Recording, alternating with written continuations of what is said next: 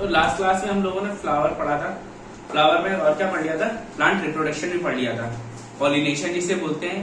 तो याद होगा तुम लोगों को प्लांट के रिप्रोडक्टिव ऑर्गन कौन कौन से थे? प्लांट के दो थे, एक तो वो था क्या बोलते पुंकेसर, एक स्त्रीकेसर। हाँ, एंथ्रोसियम और गायनीशियम। गायनेशियम, एंड्रोशियम एंड गायनेशियम, दो नाम बताए थे। ठीक है, फिर इसके बाद और क्या बताया था? पॉलिनेशन कितने टाइप का होता है? Pollination biotic, abiotic. ये तो कॉजेज है। अच्छा, कॉजेज, ठीक है। वैसे क्रॉस सेल्फ पॉलिनेशन और cross pollination. Cross pollination. Self pollination में हमने दो पॉलिनेशन बताए थे, ऑटोगैमी और गिटेनोगैमी। हाँ। ऑटोगैमी क्या होता है? एक ही पौधे के एक ही फूल पे दोनों मेल फीमेल हो, तो ये ऑटोगैमी है। जब एक ही पौधे में मेल फ्लावर अलग हो, फीमेल फ्लावर अलग हो, तो उसे गिटेनोगैमी बोलते हैं।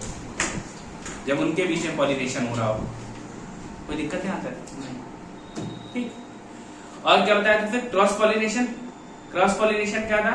जब दो पेड़ अलग अलग हो, मेल प्लांट अलग हो और फीमेल प्लांट अलग हो। और जब भी ऐसे पौधे लगाए जाते हैं तो बागानी के रूप में लगाए जाते हैं, कभी अकेले नहीं लगाए जाते हैं। इसका एग्जांपल मैंने तुमको बताया था, पपाया। क्यों? क्योंकि इसमें मेल अलग होता है, फीमेल अलग होता है। जब तक दोनों मिलेंगे नहीं तब तक पॉलिनेशन नहीं होगा। अगर अक्सर आप देखोगे अकेला पेड़ लगा दिया जाता है तो पॉलिनेशन नहीं हो पाता है, कोई दिक्कत नहीं आता। ठीक। अब पॉलिनेशन हुआ तो पॉलिनेशन होने के बाद क्या क्या बना था? पॉलन ग्रेन प्लस स्टिग्मा, तो फर्टिलाइजेशन हुआ। Pollen grain plus style, stigma style. Style में कुछ भी नहीं बताया होगा अभी नहीं। ठीक है, फिर पॉलन ग्रेन प्लस ओव्यूल, ये सीड बना था। और pollen grain plus ovary, fruit बना था। तो फ्रूट बना था। तो आज हम लोग किसकी बात कर रहे हैं? फ्रूट की, फ्लावर की बात हो चुकी है। ठीक है। तो स्टडी ऑफ फ्रूट, फलों का अध्ययन क्या कहलाता है? पोमोलॉजी। क्या? फलों का अध्ययन क्या कहलाता है? पोमोलॉजी। और ये बनते कैसे हैं? पॉलन ग्रेन प्लस ओवेरी जब मिल के फर्टिलाइजेशन करते तब क्या बनता है? फ्रूट, यानी परागकण और अंडाशय मिलकर बनाते हैं फल। ठीक। अब जो ये फल बना, फल में 3 हिस्से होते हैं। भाई कोई भी आप फ्रूट खाते हो उसमें क्या देखा? उसके ऊपर एक कवरिंग होती है। अंदर क्या होता है? अंदर उसमें उसका पल्प, मसल पल्प होता है। और उसके अंदर सीड होते हैं। इन अलग अलग लेयर बनती है। तो जब आप ऐसे लेयर बनाओगे, ये मान लो एक फ्रूट है और फ्रूट की जो सबसे आउटर कवरिंग होती है उसे बोला जाता है पेरिकार्प।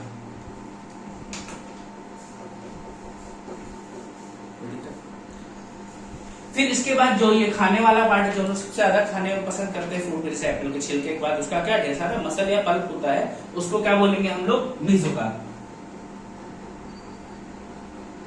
और ये जो बीज वाला पार्ट है इसे बोलते हैं एंडोकार्प।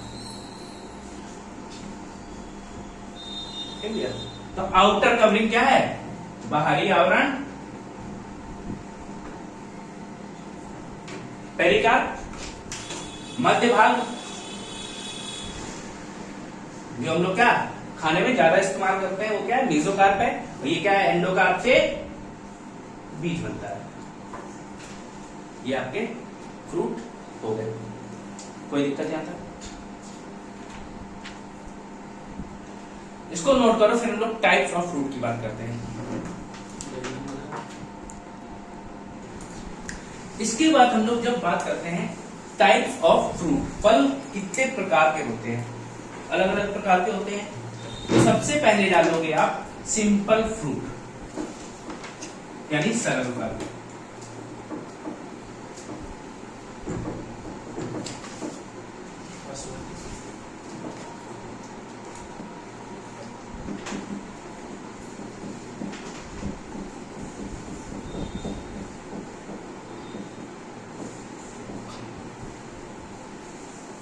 जब देखो एक पॉलन ग्रेन लिया और +1 ओवेरी। एक पॉलन ग्रेन एक अंडाशय मिलके जब कोई फल बनाते हैं, क्या 1-1, तो क्या होगा? Simple fruit. इसके एग्जांपल मैंगो, राइस, बीट, ये क्या है? सिंपल फ्रूट के एग्जांपल है। ठीक। फिर अगला होता है इसमें एग्रीग्रेट फ्रूट। एग्रीग्रेट फ्रूट यानी इसे हम लोग बोलते हैं पुंज फल। क्या बोला जाता है? पुंज फल।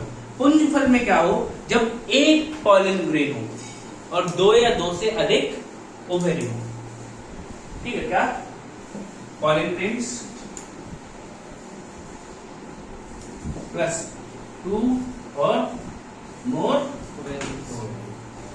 ऐसे फर्टिलाइजेशन से बनने वाला फल कैसा होगा? एग्रीग्रेट फ्रूट होगा।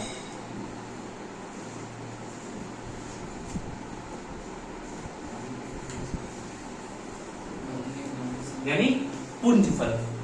और इसके एग्जांपल में हम लोग लिखते हैं स्ट्रॉबेरी, रास्पबेरी एंड ब्लैकबेरी। मतलब जितनी भी बेरीज आई हैं, थोड़ा सा पुंज समझा दीजिए कि क्या होता है? पुंज मतलब गुच्छा टाइप का। अच्छा, ग्रेप्स भी इसी में होते हैं। कौन कौन सी? स्ट्रॉबेरी, वो ये खजूर भी फिर इसी का पार्ट होगा? नहीं, रास्पबेरी,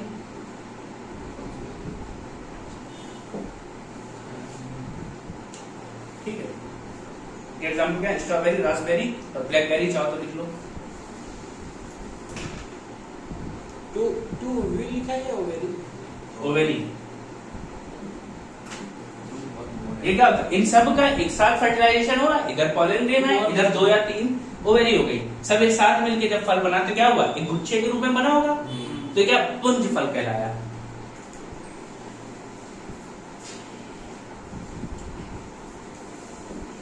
ये हिस्सा अलग है, ठीक है, बाकी बचा हुआ हिस्सा अलग है। ध्यान रखना भैया, सारी बेरीज इसी में आ जाएंगी, सिर्फ एक शहतूत यानी मलबेरी को छोड़ के आप सारे बेरीज जितनी भी आती है सब एग्रीग्रेट में है। इसके बाद अगला लिखो कंपोजिट फ्रूट।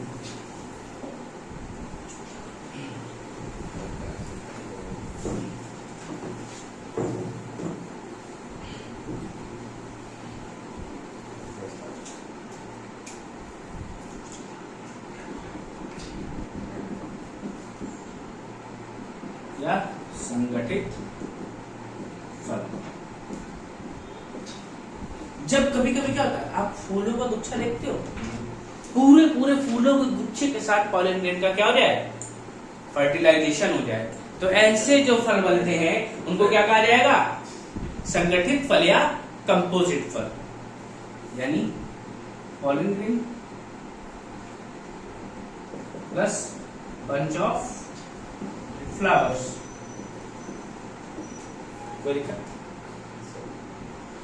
पॉलन ग्रेन एक ही रहेगा? पॉलन ग्रेन हम सोच सकते हैं, एक नहीं होगा। अच्छा, ग्रेन से। हाँ। और ऐसे जो फल बनते हैं वो क्या बोला जाता है? Composite fruit. Pollen grain bunch of flower भी जो होती है। इसके एग्जाम्पल में भी आता है मलबेरी, पाइनएप्पल, अंजीर। इन सब में तुमने क्या देखा है? अंजीर में तो ये ढेर सारी चीजें होती हैं। बेरीज में भी क्या होते हैं? छोटे छोटे बहुत सारे पार्टिकल्स होते हैं। ठीक है, स्ट्रॉबेरी को छोड़ दो तो स्ट्रॉबेरी सिंगल फ्रूट होता है। लेकिन जब तुम ये दूसरी बेरी देखो, रास्पबेरी वगैरह देखोगे, तो ये दिखने में शहतूत जैसा इंटरस्ट्रक्चर होता है। शहतूत जैसे लग रहे हैं वही तो। स्ट्रॉबेरी नहीं होता शहतूत जैसा। शहतूत जैसा नहीं, तो बाकी तो ब्लैकबेरी, रास्पबेरी। ब्लैकबेरी, रास्पबेरी शहतूत की तरह दिखती है, बस उनका स्ट्रक्चर अलग होता है। यहाँ पे शहतूत लेकिन किसमें आता है? लेकिन कंपोजिट फ्रूट में आता है। और इसका एग्जाम्पल क्या है आपका भैया? Mulberry, pineapple, jackfruit, jackfruit जानते हो ना, हाँ ये कटहल। कटहल। अब ये सब जो गुच्छे में होते हैं ढेर सारे, इनमें बीजे होते हैं। भाई पाइनएप्पल कैसा होता है, वो भी गुच्छे में होता है। शहतूत भी कैसा होता है, गुच्छे में होता है शहतूत।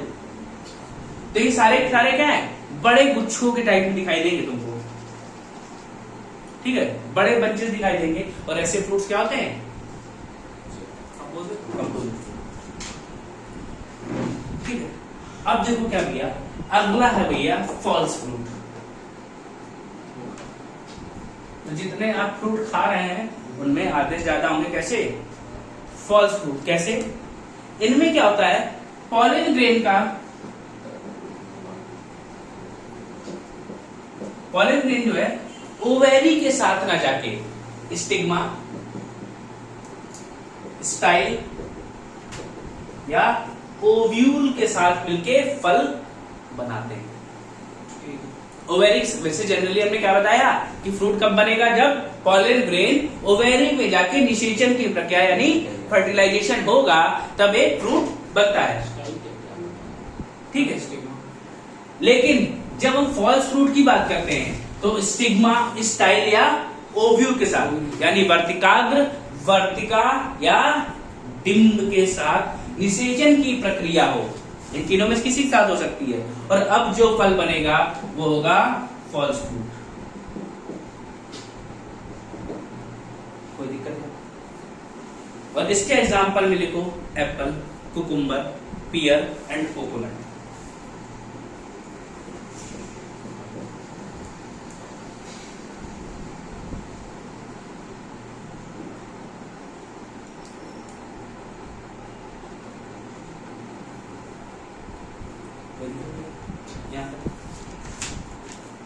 इसको नोट करो।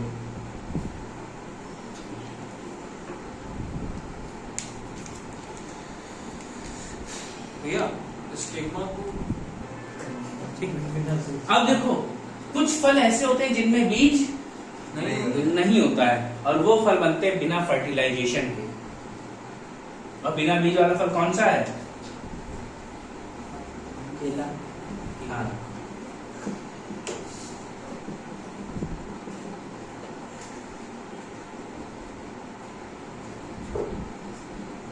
इनको कौन कौन से, बनाना एंड ग्रेप्स। अगर एक्चुअली ग्रेप्स खाओगे तो उसमें नहीं होगा, जो आप दूसरी चीज मुनक्का खा लोगे तो उसमें होता है, उसमें बीज होता है, लेकिन ग्रेप्स में बीज नहीं होता है। और ऐसे फूलों को वो रहता है पैरेंथोकार्पी। ऐसे फ्रूट्स क्या बुलाते हैं, पैरेंथोकार्पी फ्रूट्स होते हैं ये। Formation of fruit without fertilisation, जिसमें बिना निषेचन के ही फल बन जाता है। तो कोई वो नहीं होता है, फ्रूट्स विदाउट फर्टिलाइजेशन, बिना निषेचन के ही फल का निर्माण हो जाता है। ये क्या, इनको बोलते हैं पैरेंथोकार्पी, बीज रहित फल। पैरेंथोकार्पी फ्रूट्स यानी बीज रहित फल, बनाना और ग्रेप, ये बिना निषेचन की प्रक्रिया के बन जाते हैं। तो भैया यहाँ पे आपके फ्रूट्स खत्म हो गए। तो भैया अगली हेडिंग डाल दो पत्ते, लीव्स।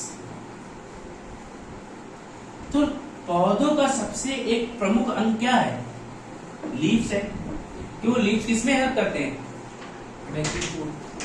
भैया खाना बनाने में भी पत्ते ही हेल्प करते हैं। सांस लेने में कौन हेल्प करता है, Respiration में।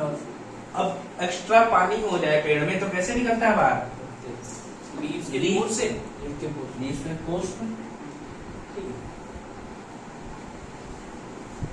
तो इसलिए लीफ हमारे लिए क्या है, बहुत इंपॉर्टेंट है। देखो भैया, लीफ यानी पत्ते।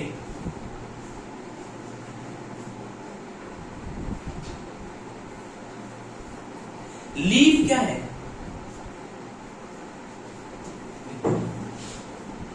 Leaf is main part of plant. पौधे का एक प्रमुख अंग है, ठीक हो। Helps in food making through कौन सी प्रक्रिया के द्वारा? फोटोसिंथेसिस। प्रकाश संश्लेषण की प्रक्रिया द्वारा खाना बनाने में सहायक होती है।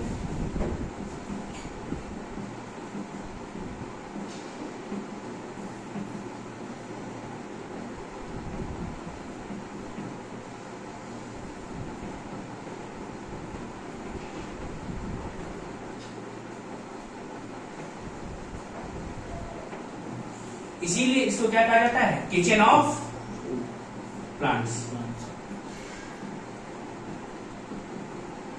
यानी पौधे का रसोई घर।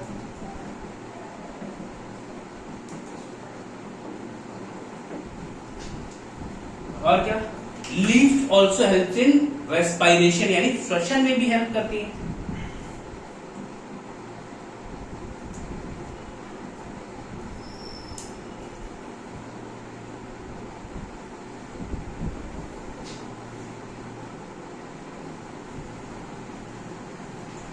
Leaves also helps in respiration.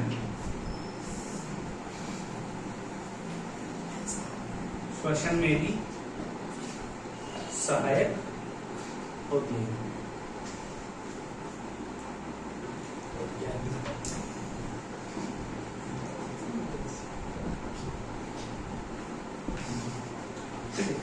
जब श्वसन में सहायक है तो इनको क्या और क्या लगता है? हमारी बॉडी में क्या हेल्प करता है रेस्पिरेशन में? कौन सा पार्ट? लंग्स। तो leaves are also known as lungs of plant.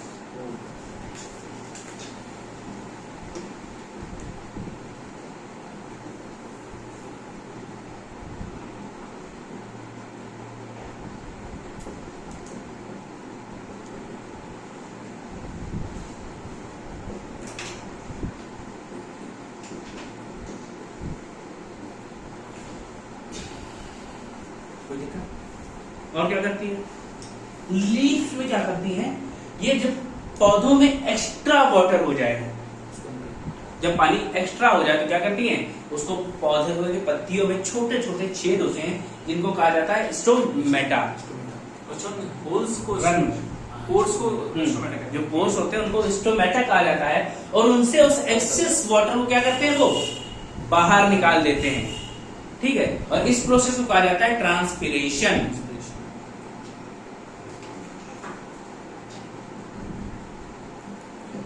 Excess water in plant excreted out through leaves, and process is known as transpiration। मतलब क्या? ये भैया देखो एक्सक्रीशन में भी हेल्प कर रही हैं, उत्सर्जन कर रही हैं। भाई हम क्या करते हैं? हमारी बॉडी में जो वेस्ट पार्ट है उसको हम एक्सक्रीट आउट करते हैं थ्रू यूरिन। वैसे पेड़ भी क्या कर रहे हैं? एक्सक्रीशन कर रहे हैं थ्रू लीव्स। पत्तियों में जो स्टोमेटा है, रंग है, उनसे क्या कर रहे हैं? वो ट्रांसपिरेशन, एक्सक्रीशन कर रहे हैं। सीधे सीधे पानी ऊपर निकल आता है, वो इवेपोरेट हो जाता है। और इस प्रोसेस को क्या कहा जाता है? ट्रांसपिरेशन। कोई दिक्कत है? नोट करो।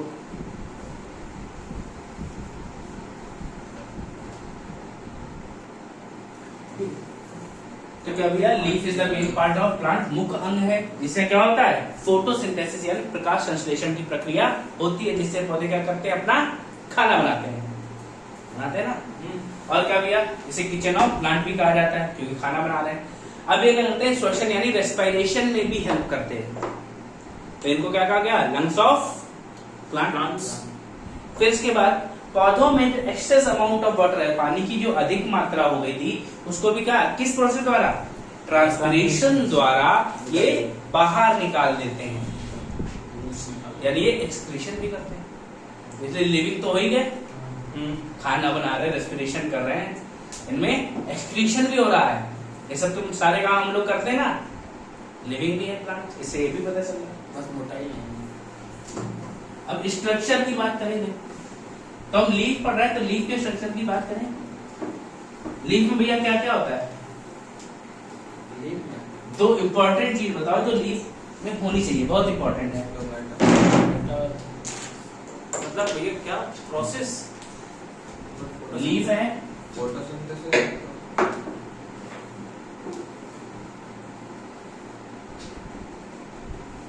ठीक है। अब लीफ में क्या होते हैं? प्लास्टिड्स होते हैं। प्लास्टिड्स याद है? प्लास्टिड्स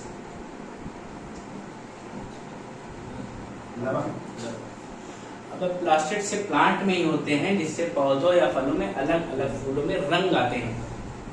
याद आए? पिगमेंट प्लास्टिड्स बताए थे ना हमने, क्लोरोप्लास्ट, क्रोमोप्लास्ट और ल्यूकोप्लास्ट। ओके, याद आया? तो पत्तियों में जो पाया जाता है उस भाई का नाम क्या है? क्लोरोप्लास्ट। क्लोरोप्लास्ट, यानी पर्ण नहीं, हरित लवक।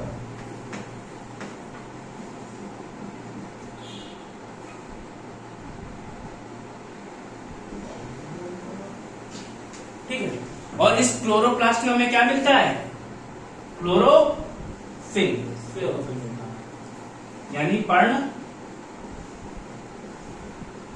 हरित मिलता है।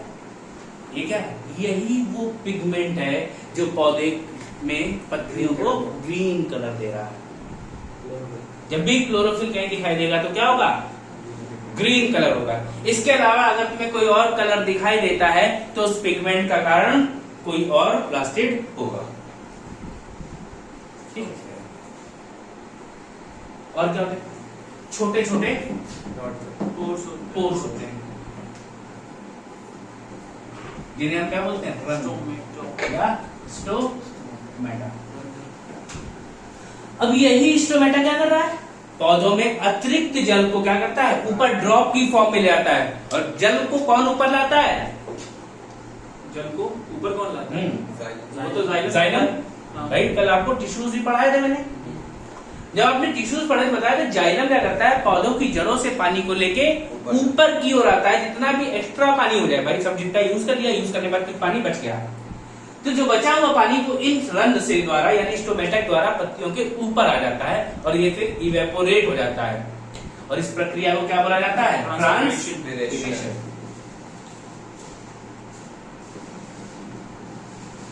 ट्रांसपिरेशन कहाँ होता है?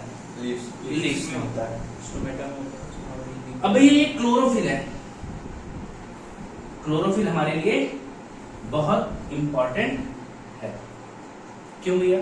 क्योंकि ये हमें हेल्प करती है किसमें? फोटोसिंथेसिस यानी प्रकाश संश्लेषण की प्रक्रिया में सहायक होगी।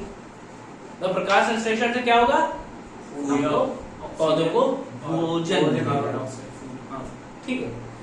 अब प्रकाश संश्लेषण के लिए क्या हमें क्लोरोफिल चाहिए होता है? क्लोरोफिल दो टाइप का होता है, एक क्लोरोफिल ए और क्लोरोफिल बी। ठीक है। एक क्लोरोफिल ए होगा, एक क्लोरोफिल बी होगा। अब क्या? अब अच्छा ये पूछा जाता है, पत्तियों के ऊपर धूप पड़ती है, धूप पड़ती है तो ये पत्ते सूखते क्यों नहीं है? जलते क्यों नहीं? भाई टेम्परेचर बहुत ज्यादा होता है। आप मई जून के महीने में खुद आप बाहर खड़े हो जाएं तो कितनी गर्मी होती है? बहुत गर्मी होती है। आप खुद भी बेहोश हो जाते हैं कई बार। ठीक। तो ये पत्ते क्यों नहीं जले? क्योंकि इनमें एक मिनरल है जिसे हम जानते हैं मैग्नीशियम के नाम से, Mg। ये क्वेश्चन बहुत बार पूछा गया है, कौन सा मिनरल पत्तियों को धूप से रक्षा करता है? यानी एक्सेस सन की हीट है वो पत्तियों को नुकसान पहुंचा सकती है, लेकिन मैग्नीशियम की वजह से क्या होता है? ये पत्ते जलते नहीं। याद रहेगा, नोट करो। फिर इसके बाद बताते हैं फोटोसिंथेसिस। तो भैया हम लोग बात कर रहे थे किसकी? फोटोसिंथेसिस की। तो फोटोसिंथेसिस के लिए आपको क्या क्या जरूरत है? सेलुलाइट, क्लोरोफिल चाहिए, water, water, water, sunlight plus chlorophyll plus water चाहिए, Sunlight. सनलाइट, वाटर, क्लोरोफिल बस। वाटर, CO2 ये कहाँ मिलेगी हमको? एनवायरमेंट से मिलेगी। और H2O कहाँ से मिलेगा? रूट्स लाइन होंगी ऊपर तक, ठीक है। और क्लोरोफिल, ये भी इंपॉर्टेंट चीज है। जब इतनी सारी चीजें मिलेंगी तब क्या होगा? फोटोसिंथेसिस की प्रोसेस होगी। कैसे? CO2 प्लस H2O रिएक्ट करेंगे in the presence of sunlight with chlorophyll. अब क्या क्या बनेगा? क्या क्या बनेगा बताओ? C6H12O6 plus H2O plus O2। ध्यान रखना, अक्सर ये पूछ लिया जाता है by products of photosynthesis reaction, प्रकाश संश्लेषण प्रक्रिया के बाई प्रोडक्ट्स क्या हैं? वाटर और ऑक्सीजन। वाटर और ऑक्सीजन।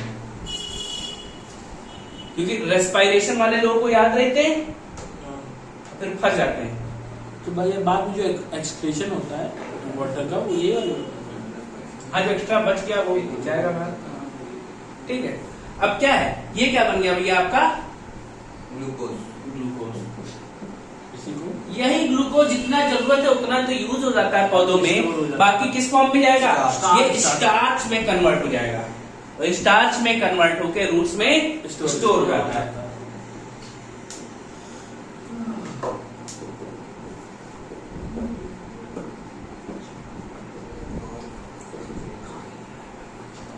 जड़ों में संचयित हो जाता है जाके। कोई दिक्कत है आता? ठीक है भैया। ये क्या हो गया भैया? आपकी प्रकाश संश्लेषण की प्रक्रिया हो। अब हम बात करें कि फोटोसिंथेसिस सबसे ज्यादा किस लाइट में होता है भैया? किस लाइट में होता है? कब होता है, मतलब टाइमिंग पूछ रहे हैं? किस कलर की लाइट में होता है? अच्छा, किस कलर का लाइट? वाइट। मैक्सिमम फोटोसिंथेसिस होता है रेड कलर लाइट में। पौधे में अगर रेड कलर डाल तो कम है। जब सुबह सुबह का वक्त होता है, जब सूरज की रोशनी लाल रंग में होती है, तब प्रकाश संश्लेषण की प्रक्रिया बहुत बढ़िया हो रही होती है। सुबह सबसे ज्यादा होती है। और फिर शाम के समय फिर लालिमा आती है, हाँ। तब बढ़िया प्रकाश संश्लेषण होगा, लेकिन बाकी समय धीमा हो जाएगा। तो मैक्सिमम जो है फोटोसिंथेसिस रेड कलर में होता हाँ पहले रेड में होगी, फिर है। व्हाइट में होगी, ठीक है। सबसे ज्यादा रेड में, फिर व्हाइट में।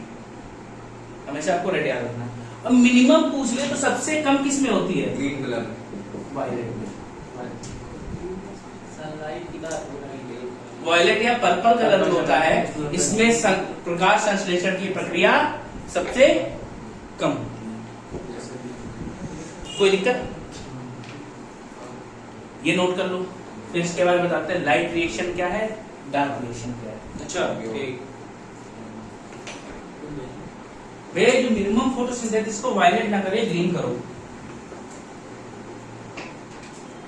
ग्रीन कलर में सबसे कम प्रकाश संश्लेषण की प्रक्रिया होती है, ठीक है। क्षमा चाहते हैं इसके लिए, ठीक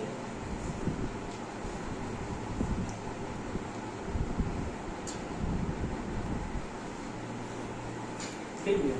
अब देखो भैया, जब एक फोटोसिंथेसिस की रिएक्शन लाइट की प्रेजेंस में हो रही हो, ठीक है, तो उसे बोला जाता है लाइट फोटोसिंथेसिस रिएक्शन। और जब ये क्या हो, लाइट की प्रेजेंस में ना हो, तो उसे बोलते हैं डार्क फोटोसिंथेटिक रिएक्शन। माइटोकॉन्ड्रिया जानते हो? माइटोकॉन्ड्रिया के अंदर वाले भाग नाम बताओ। ये नहीं पता, ये इसका एनर्जी हाउस का पावर हाउस। कुछ याद आया इसलिए?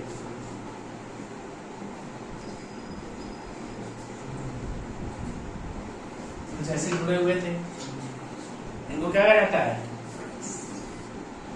ग्रेना कहा जाता है। और अंदर एक लिक्विड भरा होता है, इसको क्या बोलते हैं? स्ट्रोमा।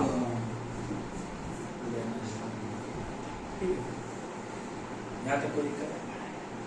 अब देखो भैया, जब लाइट की प्रेजेंस में फोटोसिंथेटिक रिएक्शन होती है तो होती है ग्रेना में, ठीक है। जब डार्क रिएक्शन होगी तो वो होती है स्ट्रोमा में, ठीक है। तो क्या photo synthetic reaction in the presence of light takes place in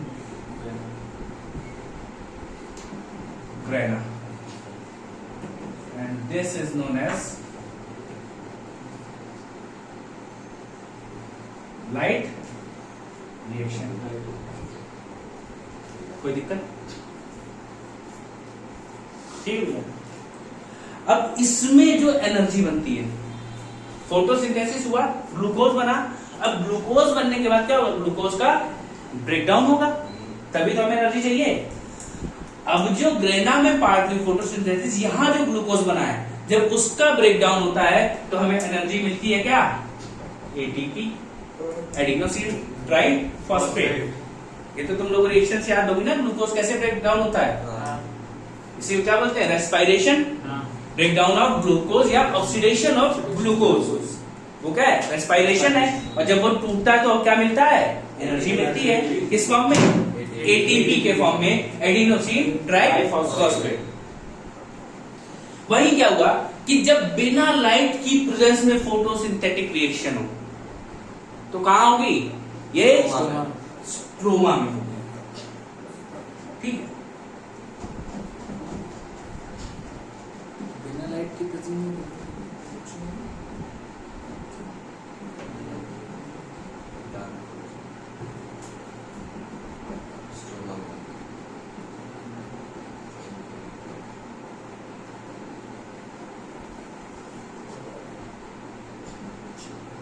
takes place in stroma, and this is known as dark reaction. कोई दिक्कत नहीं आता? यहां भी एक ग्लूकोज बना हुआ। जब यहां ग्लूकोज बनता है तो इसमें हमें एटीपी की जगह मिलता है NADPH, nicotinamide adenine dinucleotide phosphate.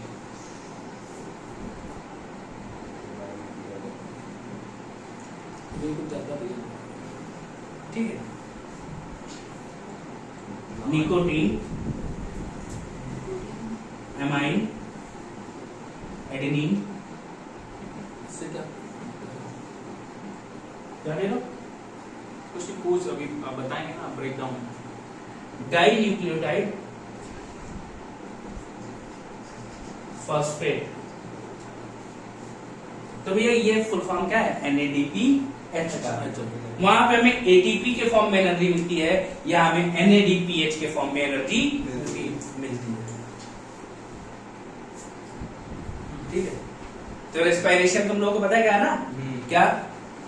Breakdown of glucose with help of oxygen, या सीधे सीधे बोल दो, जब ग्लूकोज का ऑक्सीडेशन कराते हैं तो क्या होगा? ग्लूकोज टूट जाएगा और हमें H2O CO2 प्लस ATP मिलता है। और वही एनर्जी क्या होती है?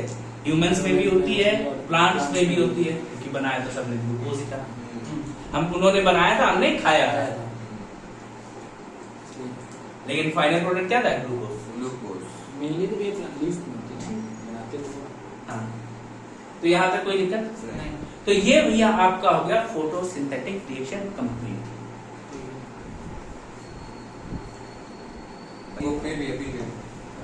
देखो भैया, ये जो डार्क रिएक्शन हो रही थी, इसको एक नाम और दिया जाता है ब्लैकमैन्स रिएक्शन, क्योंकि एक ब्लैकमैन नाम का व्यक्ति हुआ, इसने खोज की। जैसे क्या कहा गया? ब्लैकमैन्स रिएक्शन। ब्लैकमैन्स रिएक्शन। क्या भैया देखो, अब ये जो रिएक्शन है ये सनलाइट पे डिपेंडेंट है, इंडिपेंडेंट है? इंडिपेंडेंट।